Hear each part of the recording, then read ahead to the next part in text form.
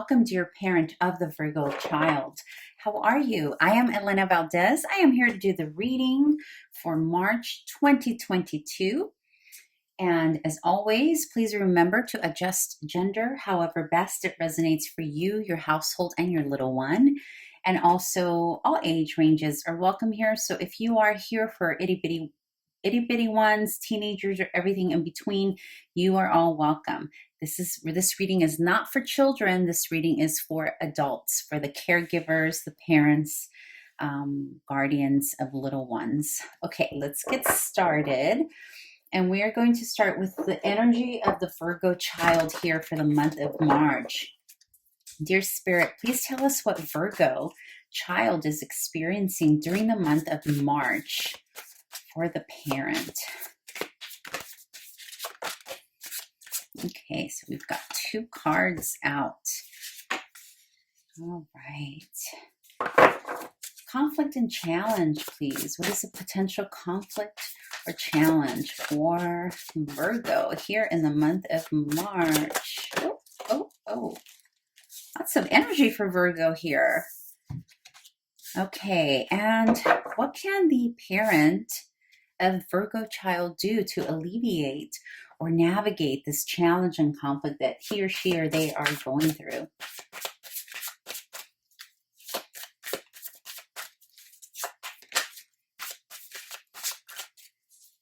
What advice do you have, Spirit, for the parent of Virgo child?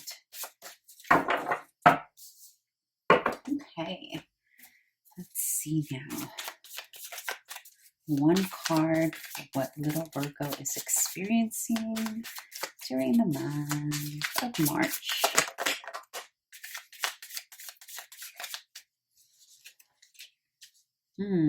Okay, and conflict and challenge.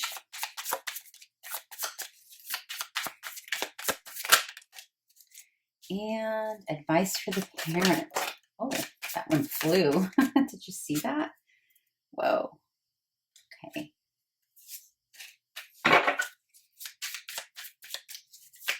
We have more cards than usual here, but they all came out with a bit of urgency. So we're going to take them all. Okay, let's see. So let's start with what little Virgo is experiencing. And right out of the gate, so interesting how I'm always impressed at how tarot works in terms of when we're accessing the information and when we are working with spirit to gather these messages, because look at this. We have a Wheel of Fortune from one deck, and we have it once again, same card from another deck in the same position. So for me, this is something, this means pay attention, right? Like this is telling me as a reader from spirit, pay attention. This is an annunciation. This is something that is important to discuss. And so what I'm getting here, the Wheel of Fortune, so there's something karmic happening in the life of your little Virgo. Some changes are happening here. It's almost like the karmic wheel is taking place. So there are some shifts happening here for little Virgo. Now, when I ask Spirit, what is Virgo experiencing here during the month of March? It's not just what is Virgo experiencing. It can be what Virgo is observing, right? It can be what Virgo is observing the parents are doing around them, or the teachers or their peers. Most of the time, yes, it's about them and what they are literally experiencing for themselves, but it can be both, right? So in this case, I'm getting that there are some very quick changes happening in the life of Virgo or the atmosphere or environment of Virgo. This is a lot of energy. I like to see this energy because I know Virgo has had a bit of like more stagnant energy the past few months, or at least in terms of my child tarot readings. Virgo has had, has been a little stuck.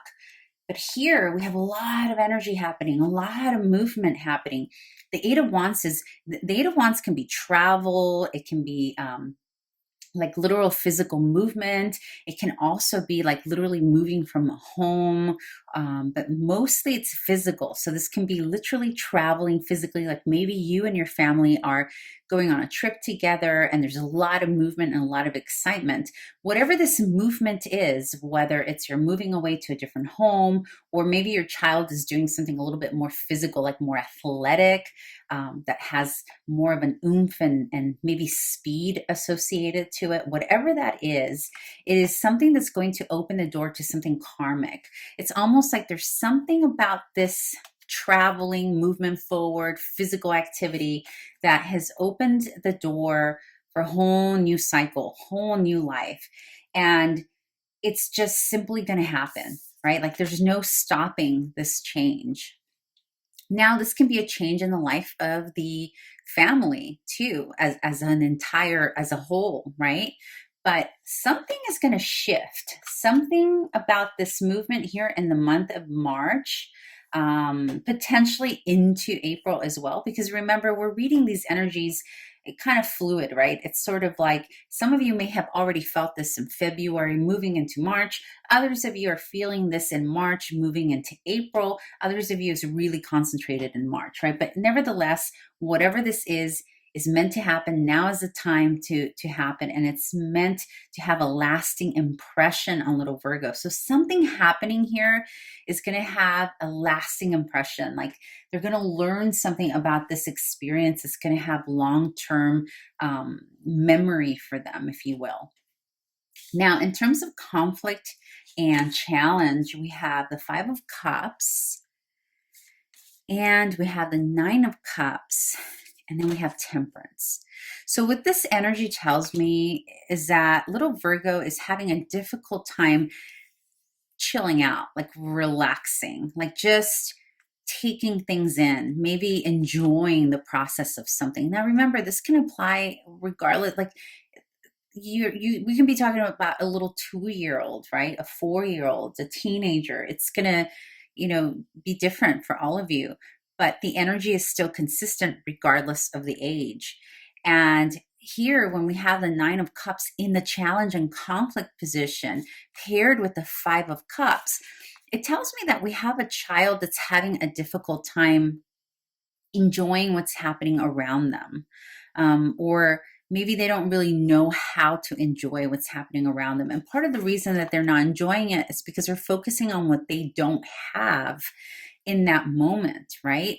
They're focusing on the fact that they're traveling somewhere different and their usual creature comforts aren't available wherever they are, or they're moving somewhere different, or maybe the new physical activity that they've gotten into means they have to wear a different pair of shoes or a different outfit that's going to maybe put them out of comfort or make them miss something or someone, right? Like your little one could be missing a friend or a little buddy that they normally hang out with. It can be a pet, it can be another friend, it can be a peer, it can be toys, whatever it is that's comfortable, their usual environment.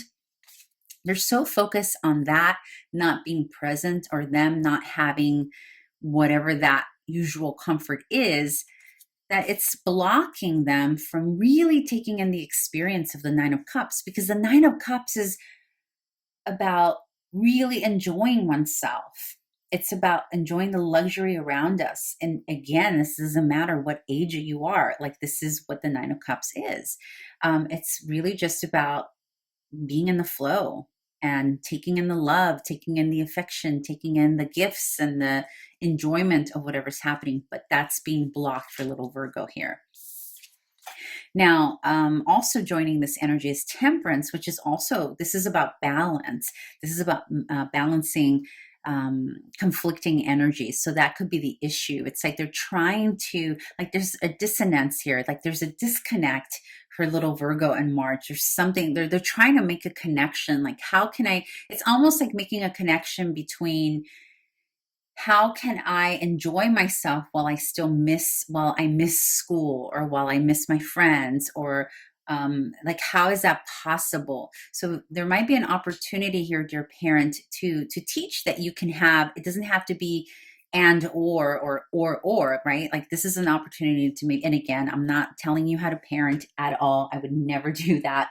This is just information that comes up in the tarot, and that inspires me to say certain things because, you know, spirit is putting that in my heart and my mind to say. And here with temperance there, this may be an opportunity to teach a child of whatever age that you can have both. You can miss your friends, your comfortable bed, or whatever it is that you're used to, and also enjoy what's in front of you and enjoy the process, right?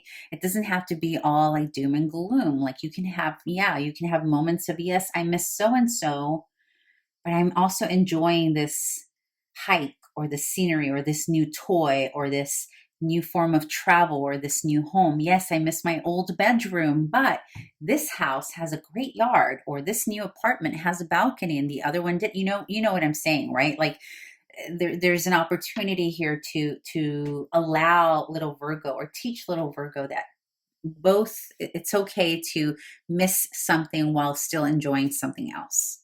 I hope that makes sense. Okay. In terms of advice from Spirit on how to navigate this conflict and challenge, you got the Queen of Cups. And the Queen of Cups is just about offering love, gentleness, creativity, allowing little Virgo an outlet, and just continuing to love up on little Virgo, right? And also at the same time, while being sympathetic to this missing or feeling sad about whatever little Virgo doesn't have, it's also about allowing them to be themselves, right? Because here, well, actually, no, I thought this was Hermit. It's not, it's the Death card. So it's about allowing them, because we have the Hanged Monster, we have the Four of Swords. This is all about rest, regeneration, endings, new beginnings, new perspectives, and it's paired with the Queen of Cups. So being patient and gentle with a little one as they go through this transition, right? Because that's what it is. Like whatever this thing is that you're doing here in March, April, whenever you see this reading, it's going to cause some kind of transformation in your little one. And again, I saw it here with the Wheel of Fortune. There's something with the Death card that's going to cause almost like they're working overtime. It's almost like little Virgo is going to be working overtime, analyzing what's happening, analyzing this transition, analyzing the shift without necessarily having the words, right? Like, especially if they're little, if they're, let's say, for example, you are now moving your little baby from a bassinet to a crib, or from a crib to a regular bed, for example. That's a transition, right, for a baby. Now, again, obviously, if you have teenagers, the kind of situations are going to be vastly different, right?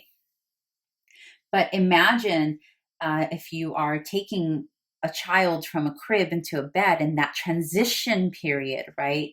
And little Virgo here, again, regardless of what that transition is for them, having to work overtime to almost assess and reconcile, if you will, this transition or this shift that's happening. And because of all that working overtime to reconcile what's happening, there's a need here for you to allow little Virgo time out to gain a new perspective, to allow them to rest and just hang, like just be, allowing them to just be. This is going to be huge in March. You may also find that little Virgo is a little bit more tired than usual here in March, or wanting to rest, or maybe misconstrue something to mean that they're being lazy when they're not really being lazy. It's just their energy centers are working overtime.